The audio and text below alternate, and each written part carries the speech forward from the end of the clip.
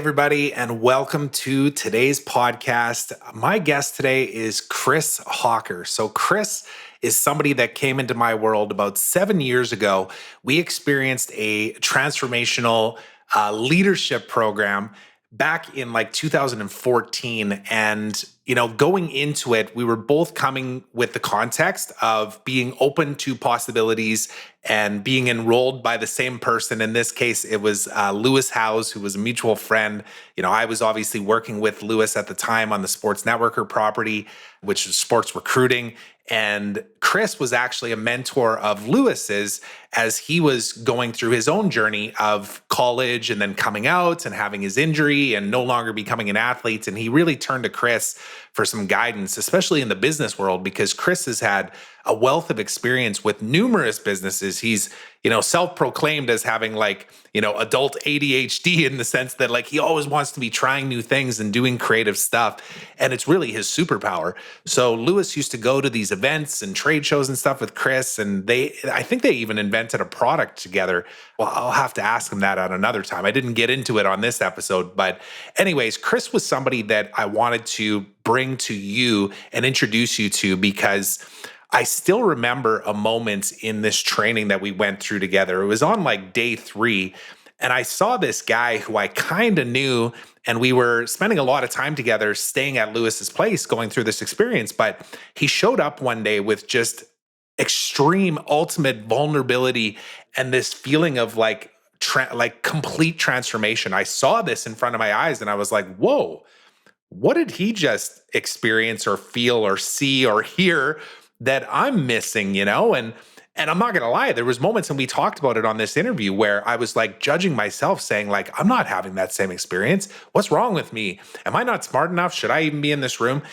And we dove into that actually and talked about the underlying roots for why we do this to ourselves. And, my conscious awareness of doing that to myself over the years of imposter syndrome and just not feeling like I'm ready and that type of thing. And Chris has gone on in the last 7 years to do some pretty amazing things. He founded a program, a company called Next Level Trainings. He took all of the amazing things that he had experienced himself in the leadership program that we did together, and he adapted it into a whole new experience that was just layered onto, right? He took the best of that and he added additional experiences to the workshops that they were creating and just the lives that they were able to now transform back in his home city of Columbus, Ohio. And of course, they've expanded out to other cities as well. But Chris is an amazing guest. I think you're really going to enjoy this conversation. He told a story about his childhood growing up and his feelings of insecurity of, being kind of the self-proclaimed nerd, and how back in the day, it was the image of the nerd was Revenge of the Nerds. And it wasn't like it is today where the nerds of society are actually put on a pedestal because that means you're creative and entrepreneurial. But it was a different time back then, right? And we talked about the nuances of that and how that came forward with him in his life and how he's now been able to really leverage that and use it to be a part of his story. So he's turned his mess into his message. So without further ado, let's go ahead and listen to this interview with Chris.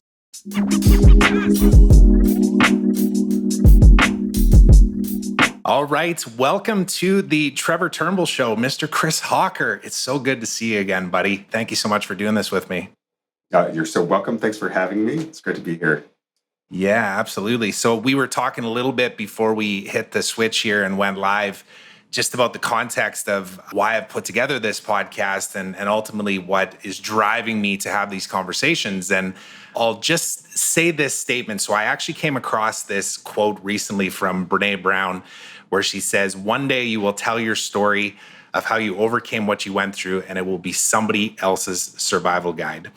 And with that in mind, Chris, I want to dig in and talk about your messy journey, because you and I know each other fairly well, and we'll get into the details of that. But I want to do this from the perspective of I want to create the platform for you to be able to talk about your journey to get to this point, and for me to introduce you to my network and my audience, and ultimately the message that you'd like to convey from that journey that you've been on. And I know it's been an eventful one, to say the least. It's been full. You can cram a lot Yeah. of life into life if you're living it fully, and it's been a wild ride. Let me give a little context for anybody that's listening to. And obviously, I would have done a bit of an introduction leading into here. But you and I met like 7 years ago at MITT, which is Mastery in Transformational Training. And we did that together in Los Angeles. We were both enrolled by a mutual friend, Lewis Howes. And we didn't know each other before that. And I still remember. I think it was probably like day 3 of the basic that we went through, and here was this Chris Hawker guy that I was rooming with at the time because Lewis just kind of put us all up in his place, right? And there was a moment though where they were doing an exercise and you really leaned into it and it was really emotional for you. I still remember that. And at the time, like I was still trying to kind of break through my own comfortability with being uncomfortable and being vulnerable and that type of thing. And I saw you just kind of leap into it and just like, this is me, vulnerable, honest, raw, and speaking your truth. And in that 7 years, we've had time to connect since then. Not a ton, right? But I was in Columbus, I think like 4 or 5 years ago. We went out to the pub, played some ping pong, that type of thing, and you've created this amazing business as well, which is one of many that you've created, which is Next Level Trainings. And, obviously, where you were before we met, I don't really know any of that story. Do you want to maybe speak to some of that, of like what brought you to that point of being so emotional and raw and vulnerable, and the shift that it created in your life? Yeah, I'd love to share because I think it's a story that could benefit a lot of people because a lot of people have experienced similar journeys to myself, and so I'd definitely like to share it in hopes that it supports people in having their own breakthroughs, whether they're similar to mine or whatever it is. But for me, it's like if I like what did I overcome to get here, and it's just been like overcoming myself and really overcoming my baggage and overcoming my past and figuring out how to stop being my own worst enemy. And what led up to the point where we met. So my life, I grew up first of all with a severe speech impediment when I was a younger person. I was very nerdy and bright child, really into school. I was a classic nerd back before they were back before nerds were cool, right? Back when they were still making Yeah. like Revenge of the Nerds as a show, and I was like that kind of kid. And I had a speech impediment, and so I was not particularly popular with the other kids. I got made fun of and ostracized. So I kind of turned inwards, and I turned into books and pets. I had a lot of pets, and I was like a little budding Ace Ventura. I had multiple. I turned my room into like a mini aviary. By the time I was 13, I had 7 species of birds living in my room. I was like breeding and selling birds, right? I'm sure your Out of my parents room. appreciated that, hey? Well, so I had the speech impediment, and I was kind of like having a rough time at school emotionally, though a very successful student. But my parents really were like super supportive of my nerdy hobbies because it was like where I focused my energy instead of socializing. So I was reading books and passionate about my birds, and I like whatever I got into, I was like super into it. I was super into reading, and I was super into drawing, and I was super into my birds, and I got super into fish. And then I started an aquarium maintenance business. And when I was 16 years old, and I was like setting up aquariums. So all through school, while I wasn't super social, I was like being an entrepreneur. Before that was like kind of a thing because it was before the internet, and people like young entrepreneurs like became a thing. So I'm like I rolled into college already like a seasoned entrepreneur at kind of a small scale. And meanwhile, I also rolled into college with like massive self-esteem issues, and like I had social anxiety and didn't know how to connect with people. And while I'd always had a few close friends who I was really invested in, I had a lot of emotional pain around just like feeling rejected by my peers, and thus rejecting myself. So while I had a lot of success, I also like had a lot of self-doubt and a lot of self-loathing. So I'm like coming into college when I start finding myself, but I never really learned how to process any of my emotional pain because I grew up this incredibly, amazingly, beautifully, miraculously wonderful family, supportive family with, an older brother who was like my protector and great friend always and still is a great, just a great, best of all possible friend. So like I had a real sweet scene, even though I was like mostly obsessed with how I was in social breakdown. Right? Like I wasn't paying attention to all that sweetness. And so In my family, the other thing though was like we weren't allowed to have a bad day, so we would stuff all of our negative emotions. So I was like, I'm going through this, like everything's okay, everything's all right, I'm achieving all these things inside. Meanwhile, I'm like miserable. And then the last little piece of my puzzle is that I'd learned at a very young age that boys aren't supposed to cry or have big emotions, and I was an extremely emotional creature. Boom, big emotions, big feelings, crying, smiling, happy and sad, and all the things. And I was like, had been made very clear over the times that like this was inappropriate. And at some point, I like became really clear and ashamed of my feelings. And so I would like stuff my feelings and like suck it up and put on a happy face and like just achieve to prove that I mattered. At the same, so like this is like the deep story into like how where we showed up, since I showed up at MITT like a pressure cooker that had never allowed any of the pressure out. And I had been like a kind of like successful entrepreneur as a professional inventor. So I like parlayed my aquarium maintenance business and bird thing into like making guitar aquarium accessories and selling them to my clients, which turned into me pursuing a passion to become a professional inventor. There's a whole story in there and many other pieces to it. But I went through college and I had started this invention business, and then I was running that for years, and it was incredibly cool and very stressful, and I had zero coping skills. And I still was stuffing all my feelings, still feeling all this social anxiety. And like, while I achieved a certain amount of success, I had a large amount of internal turmoil. And so when I showed up at that scene, I was like, sort of at one level, like really ready to go, and the work I'd done previously had set me up to win. So it's like in this desperate search to like, heal whatever was hurting me. I tried all kinds of things, none of which had gotten the job done. And I was just like, oh man, why am I still suffering? I've tried everything, and I got the hobbies. I'm like reasonably fit. I've got the beautiful wife, the cool job, all the things, and I'm still not happy, still not satisfied. What am I doing wrong? And so when Lewis invited me to that, this conference, he said, this is like powerful experience. And I was like, just like, sure, I'll try anything. And it was like, Yeah. I'm going to get away from my life and my wife, because we were in breakdown. I could like use a break and just like some space to like catch up and like get my head straightened out. It's like, even if this experience isn't awesome, and Lewis says it's awesome, and here's a person who I trust completely. So if he says it's good, it's got to be good. And then I was like, at the very least, I'll probably meet some cool people. And that's how we came together. So I showed up, I met you and other folks staying with Lewis at his, crashing at his pad. And when he showed up, he was like, play for your life, fight for your life. Just go for it. Like you've never gone for anything before. And I was like, okay. I know we all wanted answers, right? Every single night is like, well, what do we expect tomorrow? It's like, you'll see. Just play all out, right? So that's the story of what led me up to that point. I was, just bottled up with a lot of ideas and a lot of foundation from the work, a lot of philosophy, a lot of concepts. I'd practiced a lot of things. It's just nothing. What was different about what happened at MITT is what I say, no kid gloves. Like everything else was like sort of like trying to gentle your way into like a transformation, and the work that they do there that now I do, as a trainer at Next Level Trainings, the work of like, transformation with capital T, meaning it's like a particular brand or style of personal development, is a very direct,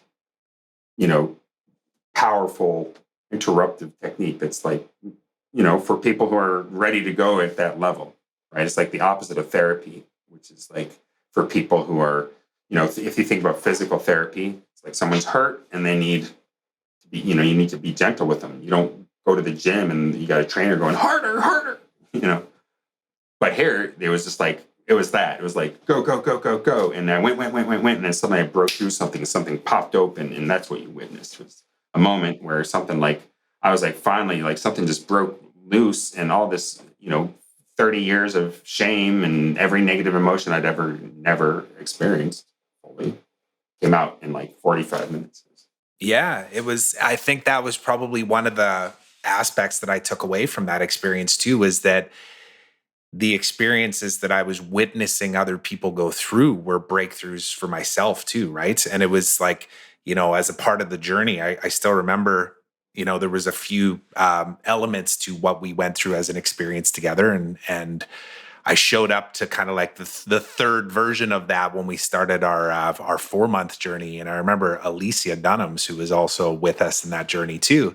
She came up to me at one point and she's like, "You still haven't spoken up yet, right?" I was just kind of observing and sitting back, and like I said, having my own transformational moments and like these moments of ahas of like, oh my God, like I can now see the world differently. But it was through things like what you did and what other people were stepping up and doing. And I appreciate you sharing some of that insight into the background too, because for me, I was less the kind of intellectual, entrepreneurial minded, trying to like doing a million things. I was like an athlete. I was just a hockey player, and that's all I did. And I thought I would do that forever. And then I couldn't anymore, and it became a loss of identity. And I didn't find that kind of entrepreneurial bug inside of me until university. And even then too, it was like I had two courses that were just side courses that you could take instead of some other elective that was a requirement just to graduate. And they ended up being the most inspiring classes that I took, because they were literally just like, why don't you come up with an idea and then pitch it to us? Like that was literally the framework of the class.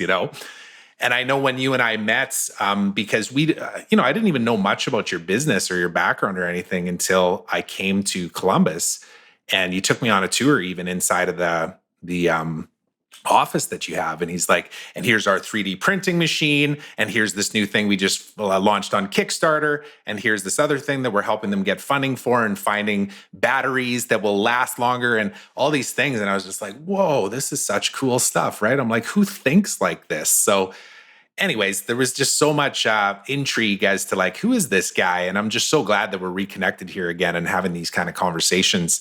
Let's maybe talk about like so next level training. So you went through all the stuff that we went through together. You kept going on a few of those tracks and started to go even deeper on how you could not only have this be a very transformational experience for yourself, but then bring that to other people, have that experience be a part of their life as well.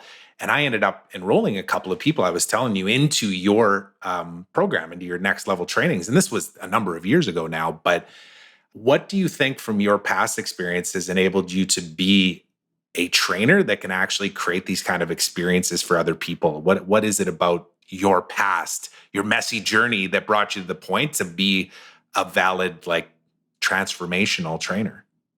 Well, like everything in my life that happened before I got to that training where we met was like preparation for that training in a way. Like it'd like been a big warm up, which I didn't know, right? I didn't know I needed that. I didn't know it was coming, and no one anticipated. No one was like, someday Chris is going to do this thing and it's going to create this shift in this trajectory. Because I was this focused inventor. I was working on my inventions, helping other people with their inventions, as well as doing my own ideas and making things and designing things and licensing and just, all kinds of invention nonsense, right? Just like all over the place, and intending to grow that business. And then I went to this training and had this, incredibly powerful experience there, which at the time I didn't realize everyone else wasn't having a similarly powerful, which isn't to say that they weren't having powerful experiences like yourself, and everyone had very powerful experiences. But mine, in retrospect, I now know was like on the upper end of what people create there, because I just had this epiphany in that moment you witnessed, where just like suddenly everything broke loose in this incredibly powerful thing, and then afterwards everything changed for me. But in looking back, and then what happened after that led to me to today, I realized I'd been preparing in a certain way for a long time for that moment, which led to where I am now.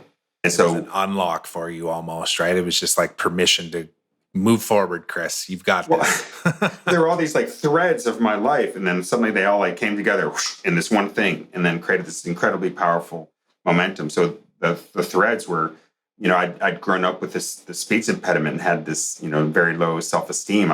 And then eventually had overcome that, and like found the other side, overcame the speech impediment, but also my self-esteem. And especially through this work, like really broke through that and learned to like fall in love with myself and fully accept myself and embrace my big feelings and embrace my authentic self and stop judging me and allowing myself to be fully expressed. And so, but I'd had this history of of suffering. And so today I look back on that and I'm like so grateful for having that, because it gives me so much compassion and empathy for what other people experience, and especially the outcasts. And what I learned now is like almost everyone actually at some level feels like an outcast, where they don't belong and people don't understand them or don't get them really, because they don't. People can't truly get you or understand you because they can't be inside you. And that's actually a skill, to be able to share yourself fully enough so that people can get you. But people, generally speaking, if you're looking for ways in which they miss it, they're going to miss it. Right. And so like everyone feels that way. And I get it, because I spent so many years wallowing in like, what's wrong with you? What's wrong with you? Why can't you learn how to talk? I hate you. Learn how to talk. What's wrong with you? As if, the beatings would, continue until I got better at talking. Right. Like that was going to motivate me. And so that, having that as an apprenticeship in suffering and compassion for the suffering of others, being an avid reader, I like read so many books. I learned how to think and read and and absorb information and expand my imagination, because I wasn't socializing, I was disappearing into a world of imagination. And as a trainer, it's like my job is to see possibilities before they occur. And as an inventor, my entire training has been is once you see a possibility, to see what the options are and to see what's missing. And then how do you go from what's missing and cause that thing to appear in the world and manifest? And so it's like, whether it's a product, right? Like an idea for a thing, you're like, oh, this should exist. Here's one of my inventions, onion goggles. Here's one of my inventions. So it's like, there's no, onion goggles. I'm not, I wasn't the first to have the idea, right? For sure. It's just like I took action on it, but it was something missing from the landscape. So as a trainer, it turns out it's the same exact tool set. It's just looking at people. What's missing from Trevor? What's missing from Chris? What's missing from anyone? Like that's a higher possibility, not to make them wrong, because there's so much working. And it's that also seeing like what's working, but then like what's the higher possibility? And then there's a set of tools for causing it to come out. And it turns out those tools aren't that dissimilar from the inventor tools that I use, which is like seeing what's possible, creating a strategy to manifest it, and then executing with excellence. So it's like what set me up is, all this experience. Then I got to college, by the way, and then college, I started out in computer science and took a class on comparative religion as an elective class. To your point, it was by far the most inspiring class I took. And I was one course away from finishing all my required course material for my computer engineering degree, all the math, all the science, all the physics, all the computer programming, except for one class. When I took a class studying the Quran and looking at it as literature and all the background information. And halfway through that quarter, I dropped out of computer science and took on comparative religion. And ended up graduating from Ohio State with a degree in comparative religion, because I felt, oh, this is what it feels like to be excited about what you're doing. Like I was good at computers, but like at night when we would go home, my like roommates would go on the computer and be like tapping away and hacking their neighbors, and I was going out like dancing or going to camping or like running around, chasing a good time or whatever. And I was like, these kids are like passionate about computers, and like I wasn't feeling that way.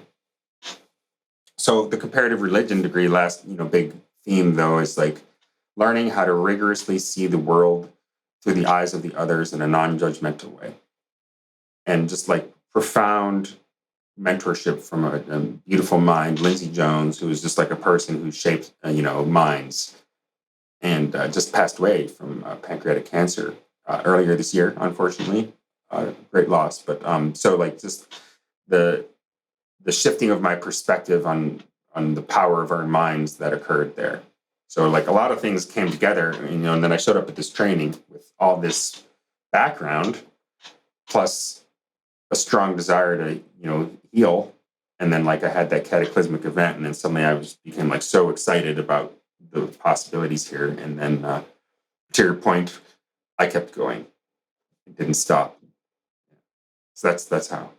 Like the thing that's coming to mind here too that I think people might be able to really resonate with your background is like intellectually, it sounds like even from as a young kid and through high school and into college and stuff, you were very self-aware that like you enjoyed learning, you enjoyed consuming information, you enjoyed reading books, right? Like I was the exact opposite. Like I didn't do any of that stuff. I literally like played sports, you know, Right? You're like, and but there was just stick, different trick. ball. Yeah. Yeah, right. But there was just different trigger. You know, it was just different paths to kind of Well, I get to was a similar. terrible at sports, and my brother was great at sports. So I was like, there was no point in me trying at sports. So I was like, I focused on what I was good at because then we didn't compete. And so he didn't have to like be better than me. And so he was my protector. And I was like good at drawing and, school. And he was good at people and sports. And to this day, he's good at people in sports. And I'm good at drawing at school. And I've learned people. People for me was like a learned skill. Like he had it naturally. I was so awkward with humans until about last year. Just like just like my whole childhood, I felt so alienated. And then it was truly like when I stopped feeling uncomfortable in this when I started this work because it's like when I stopped judging myself, which is why I always thought I was felt uncomfortable because like people were judging me. And then in that moment, it was like I realized, oh, it's not because people are judging me, it's because I'm judging me. And as soon as I stopped, I realized no one's judging me. They don't have time. They're too busy judging themselves. And it's the intellectuals too. If I can, put you in a box of like the people that are reading and like intellectually they come into like an experience like we went to. Like I still remember sitting in that room at times too and just thinking like I don't have a freaking clue what anybody's talking about here. Like there was moments where I was like, well, that's interesting, but and then you'd see somebody jump in with the trainers, which were we had some amazing trainers too, Chris Lee, of course, and but yeah, I remember experiencing some conversations where I was like, man, this is way over my head, But I think that was the thing that you're enlightening for me right now, though, is that intellectually, you probably knew a lot of the stuff that was being talked about, but there was still this element of like unlocking the inner dialogue of the stories you were telling yourself as to like, I know all this stuff, but yet I can't seem to crack the nut of like how I apply it to the real world and Which enroll made me people even in. more frustrated. No doubt. Yes. So we were on, so same experience, but different, completely different angles, right? Completely different. Welcome to life. Yeah. Right. Right? Yeah. Right? People are like, we're all in the same boat. And like, no, we're all in the same weather, but we're all in different boats, right? Yeah. And ultimately it's the outcome that everybody's desiring, right? It's this future version of ourselves that we feel like we're constantly striving for that we can't get to. And we keep reading another book or we keep, whatever, signing up for another Tony Robbins online course and stuff. And it just doesn't change anything. Well, I think on that is like people are looking for here's the last one. Like I'm trying to like get to some place. And actually there's no getting to some place. The place you're trying to be is like a person who's going out is in constant discovery. And so there's no end game. It's like, oh, are you a person who's fascinated by understanding the nature of yourself and reality? Then you'll continue being fascinated by that and doing things that continue to deepen that exploration. It's not like you got it and like, oh, I got it. If you're into that type of exploration, then you never are satisfied. You're like, oh, I just want to go deeper. So people who are going, like, oh, I went to another Tony Robbins, now I need another one. And people are like, oh, it's just like, how many of those do you need to go to? Well, if you're into it, you never would stop because it's not like you get one answer, whether it's Tony Robbins or whatever, next level or yoga or your own meditation practice or Joe Dispenza or whatever you are into. And I say, I'm like, do it all. Like some people are like, I'm not a joiner. And I'm like, human beings are joiners. Just don't be an exclusive joiner. Join all this stuff, do all of it and enjoy all of it and have all these extra dimensions to life, right? Like it's a whole, you know, developing yourself as a dimension that many people put aside after they finish their formal schooling. And you can continue to do formal schooling, but there's also all these other dimensions of just continuing to upgrade yourself. And this is how I look at it. I'm an inventor, right? Like, so I'm a trainer. I'm helping people, supporting people in like becoming their best selves. And the way I explain it to them is the way I do it myself is like, I'm my own greatest invention. And as an inventor, what I do is I come up with an idea, and then I have a vision for the idea, and then I keep working on it and making it better and better and better, and upgrading it, refining in all the dimensions. And as an invention, I got a lot of dimensions. There's like, my career, there's my health, there's my appearance, or, there's my interactions with people, there's my comfort zone. For me, like one of the things I like to spend a lot of time cultivating is the shape of my comfort zone. Most people aren't present to that as like part of their thing that they could be working on. But I'm always like, how can I expand it? What can I add to it? Because the more you expand it and add more elements to it, the more diversity you have, which is an incredibly powerful tool, because the more diversity you have, the more different types of interactions in your brain you have, which can create different unexpected results, which leads to more beautiful creativity, which is like my, main thing is, generating possibilities. So for me, this is exciting. So I want as much diversity as possible. So constantly seeking out new experiences because it benefits all of it, and because it's fun, because I get very bored very easily and I don't like it. And so I'm constantly I'm like a pleasure experience stimulation seeker, but instead of using it to constantly chase after more stimulation for a bigger whatever rush, I'm going after like just more and more variety. And so for me, that's why I do so many different little things, is because I would otherwise get bored. And so I headed off at the pass and then use my like sort of like ADD-ness to my benefit, instead of using it as sure, I'm distracted going towards something else valuable. But you're self-aware about it now, right? Like I think because I know like one of the things that's going through my mind here is like what can people take away from every person that I bring on this podcast, including my perspective, knowing that there's no right one way to approach anything. And everybody has a different desired outcome. But ultimately, I think one of the biggest takeaways that I want people to take from the numerous conversations that I'll have is that the outcome is something that we can attain or aspire to for a goal or a vision or whatever. But if we don't find a way to enjoy the journey and actually be okay with where we currently are, and okay in the sense of like really enjoy it, like love it, we're going to constantly be chasing, and searching. And that's been a really big challenge for me because I'm very goal oriented. And with the sports background, it was always binary, right? It was like you won or you lost. Either won or lost. Yeah. Well, here's what I would say about that. Two things. One is the whole point of goals is to cause you to journey. It has nothing to do with the goal itself. It's just if you don't have a goal, then you sit still. And if you sit still, the scenery doesn't change. One day looks like another. And then pretty soon you look in the mirror like, holy shit, where'd my life go? Right? Like gray hairs, all the days blend. Gray hairs. And yeah. And you're like, I don't remember where those came from. I remember where these came from. Right. Like I was there. But if you were like watching Netflix night after night after night, you may have missed it. Right. Time flashes by when there's no variety. Right. Because the days collapse.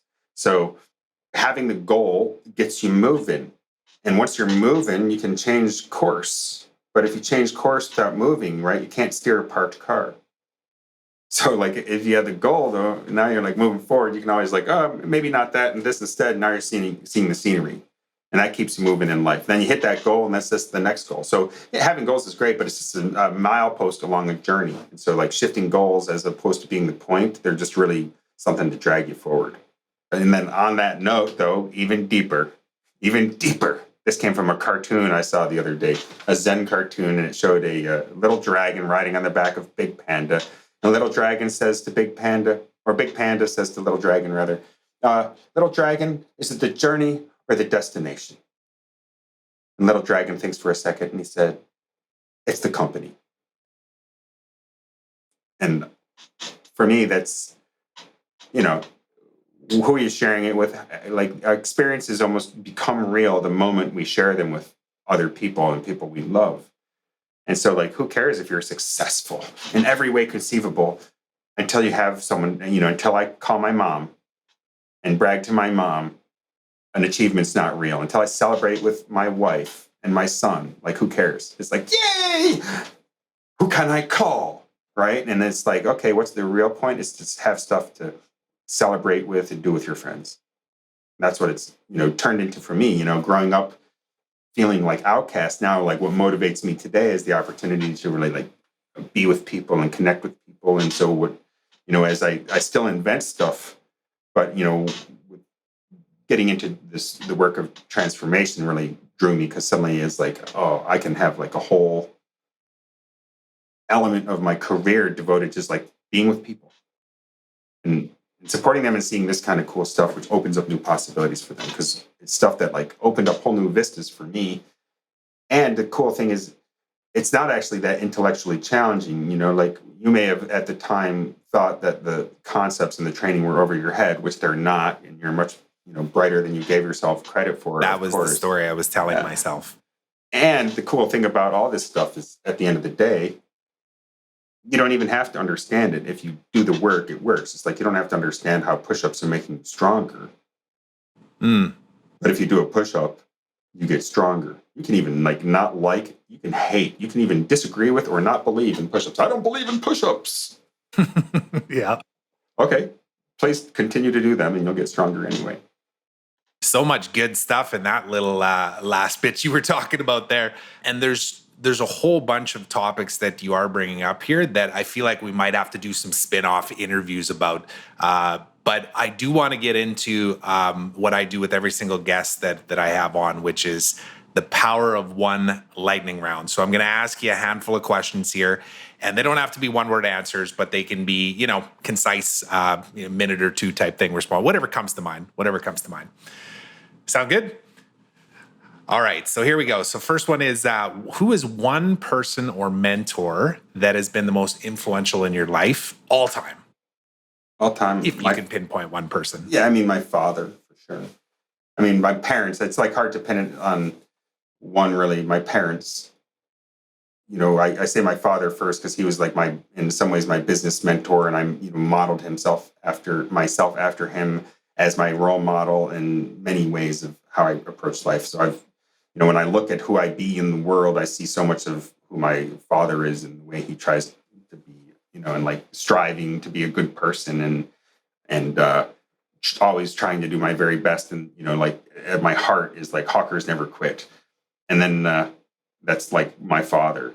Hawkers never quit. Kind of like, Lannisters always pay their debts, and hawkers never quit. Right? That's engraven on my soul. And then in my mother, just like the love of people, like it's just and being in love with people, which is my mom's just in love with people. So those are my two greatest mentors for sure. Though there have been many. My first mentor, Jack Kent, and product stuff, and Susan London, my first coach, and Chris Lee, who mentored me in this work, along with Michael Strasner. Major influences. Lewis has been a great teacher in my life. Once was his mentor, and he became mine in many ways. And also, my kid is a great teacher of like patience and like learns just so many lessons. So that's not that concise of an answer, but no, but I got it. I'm sure I missed a million people too. It's like that's the cool thing. Next question. Yeah, and of course, it's always meant to be like, who's the first one that comes to mind, right? And it's amazing when it's your parents, because sometimes people's stories are really tied tightly to bad childhood experiences, right? So when you can say that, like, no, it's, even though it was a simpler time back when we were kids and the internet didn't exist and stuff, like, I know that's usually my answer too, right? It's like, yeah, it was my dad, because it's like, your word is your bond, be nice to all people, and like, that's it. Those are good life lessons, So I love that answer. But on that note, so who is one person or mentor that you would say is most influential in your life right now at this moment? Who would you say is that person? The mentor in my life right now? That's a fascinating question. I've read a couple books by Frederick Dodson lately, book Levels of Energy, that had a big impact on the way I've been thinking.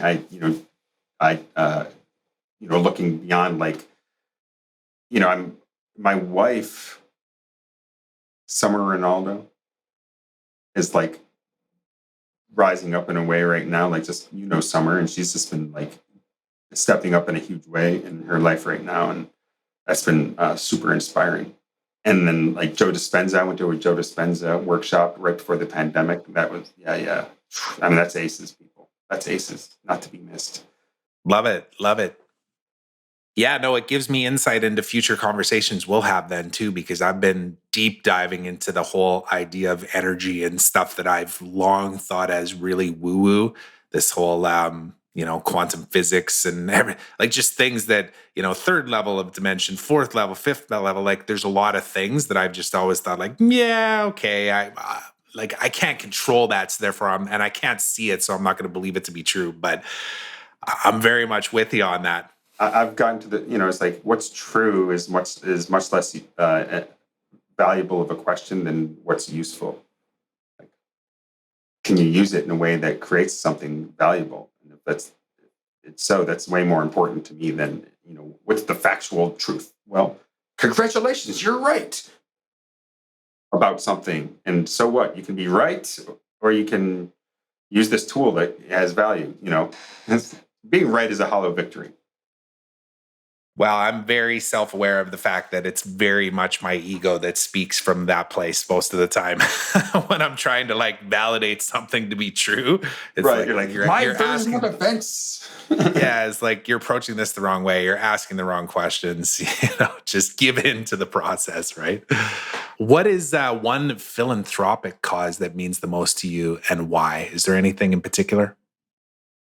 Yeah. Well, the one that I have two that I'm sort of committed to. One on a monthly basis, I'll say like that, like regular thing causes that matter to me. One is called Motherful. It's a single mothers, and it was actually started by one person who's been my executive assistant for like 13 years, and then the other one is Lewis House's sister Heidi.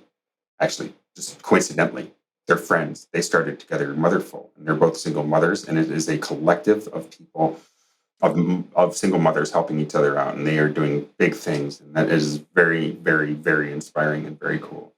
And then another cause I support, a friend of mine who's a warrior fighting the death penalty, which is I don't have too many political causes that actually I get inspired by, but I'm the death penalty is the one that really eats me up.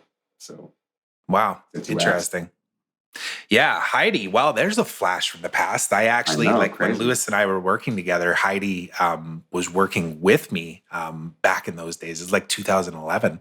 I don't think we probably talked for like 10 years though, but I'll have to reach out to her and She's look doing into big that. things in Columbus, Ohio. Really big things, cool things. Awesome. You Ohio people always up to big things. We're just as smart at half the price. That's There you go. There's always a connection there, though. I always joke about it because, like, I'm from the middle of Canada and Saskatchewan, and it's very much similar people. It's like salt of the earth.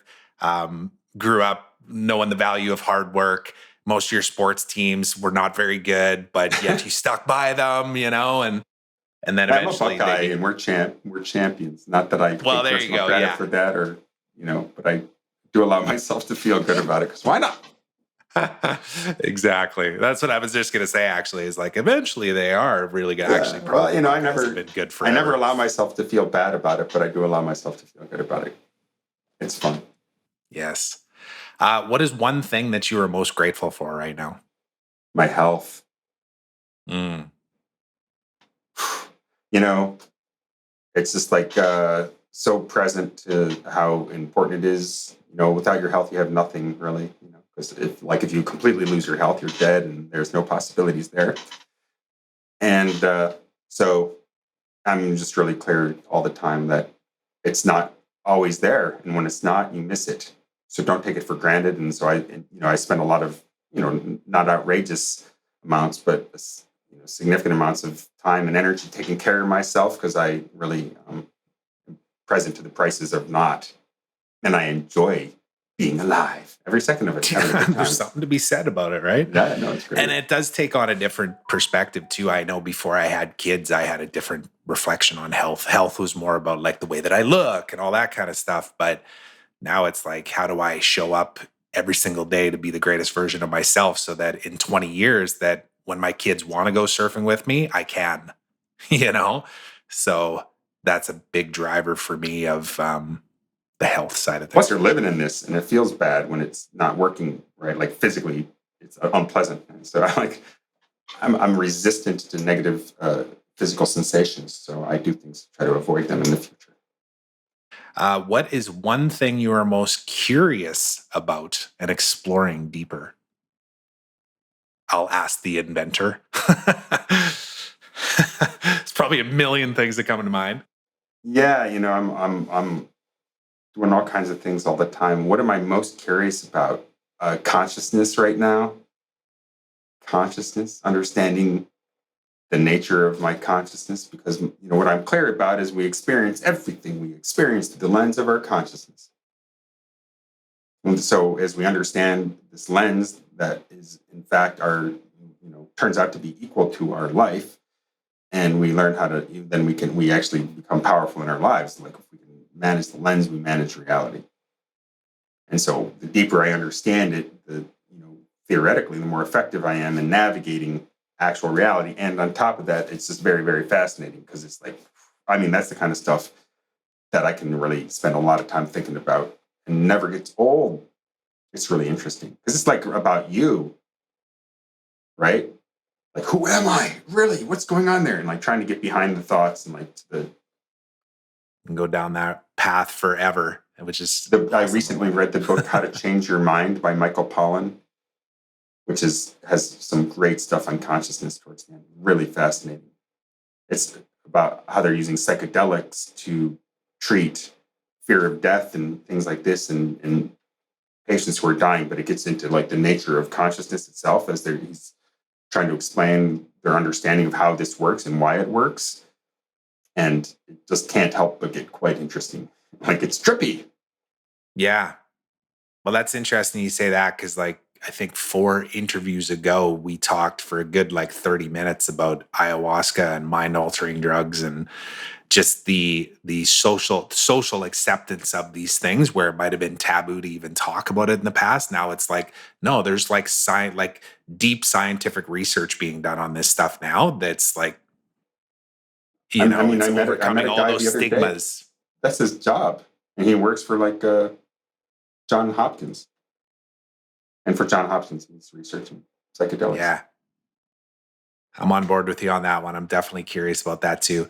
Last question for you, Chris. What is one thing that you would say scares you right now that you know you need to face with bravery? Oof. Well, there's so many there's so many things. In Next Level, we are navigating returning to in person after being offline for a year, or online, and having transitioned there. And it's a big, complicated transition, and there's a lot of variables in it, and we're still not out of the woods in so many ways. Like we've reinvented mightily, and there's like so. Which isn't to say that I'm in any fear around it, but there's a lot of uncertainty, and so that's something that we're diving into. There's a term my good friend Brooke Wadinsky taught me, which is Cottywomple. Have you heard the term Cottywomple? No. It means to go with great confidence in an uncertain direction. So they go confidently into uncertainty, and so that's how we're trying to take that on. The other thing I'll say that I'm like brings me terror right now, or like that has me kind of nervous right now, is going back to school next year. My kid's entering middle school, and he just spent a year in homeschooling. He turned 11 today. Happy birthday, Nico! And happy birthday, buddy.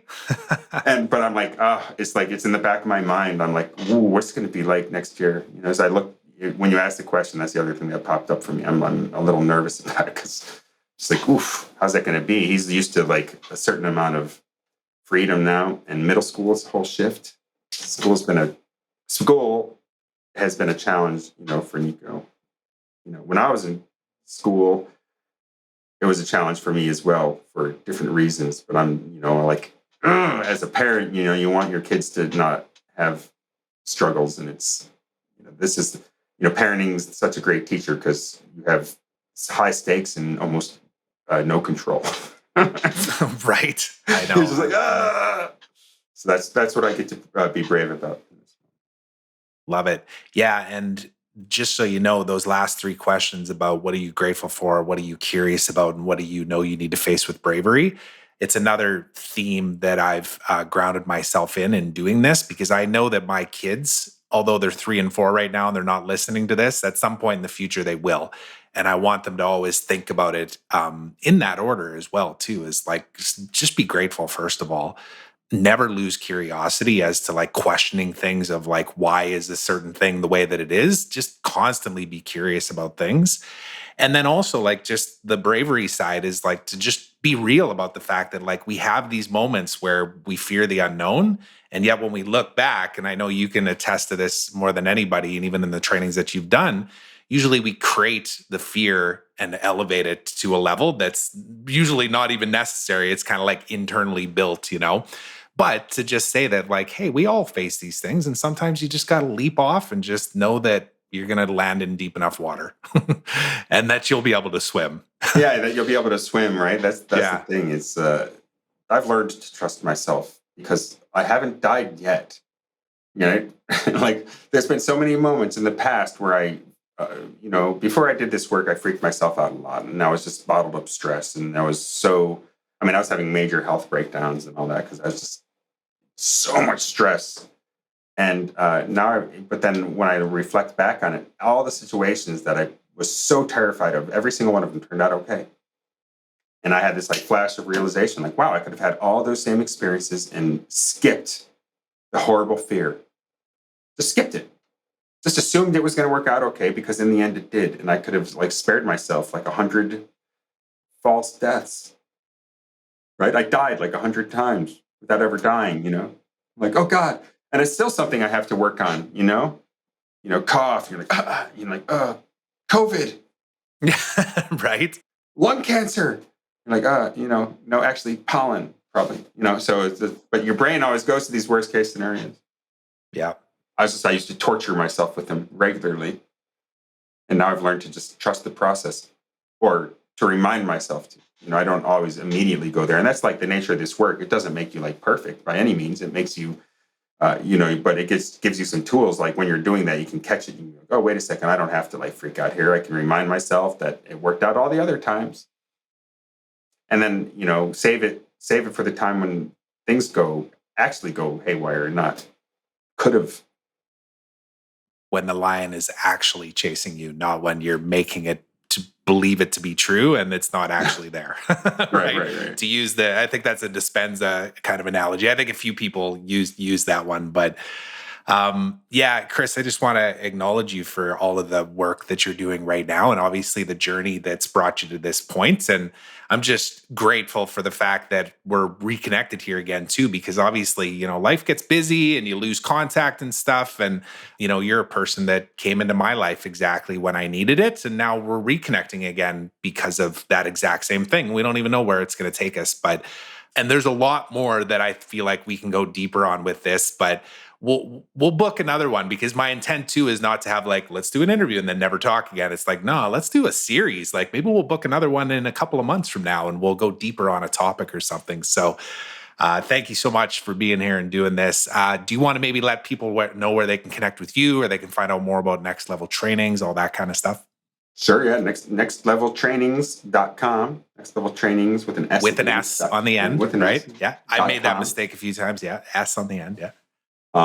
For transformational trainings, Trident Invents, again with the S on the end, Trident, like the gum, tridentinvents.com is where my invention business goes down. I also have a t-shirt, software. Right? That's yeah. And I actually have a software startup as well called Small Software. That's at smallsoftware.com, doing business operations software for franchise owners. And there's a few other things, but those are a few sites worth checking out. Also, Inventor Chris on Instagram if you want to DM me. I'm not a big social media poster myself, or you can connect with me on LinkedIn, Chris Hawker. But I do respond to outreaches and stuff. Before the pandemic, I was like very not much online. Now I embraced presenting online and do a lot of it, but I'm still not like all about on my social media. Just too busy with people in front of me, I guess. Well, that's that inner aspect of you too that wants to just be doing lots of things too, right? Like, how can you stay focused on just one thing and just do that? But it's kind of forced us into it, right? When you couldn't go and host live events or do these workshops and stuff. But it is great to see that this is starting to kind of come back to that space, because there's nothing that can replace a handshake and a hug, So I'm excited for that part of the world to open up. So thank you so much, Chris. I appreciate this. Me too. Grateful to be here. Thanks, Trevor. Thanks so much for listening to this episode of The Trevor Turnbull Show. I hope you enjoyed it. And if you did, please consider subscribing on my YouTube channel and on your favorite podcast platform, and leave me a review. I'd love to hear from you. Now, until next time, remember, today is a beautiful day of opportunity. Trust that you're exactly where you're supposed to be right now. So be grateful, be curious, and be brave.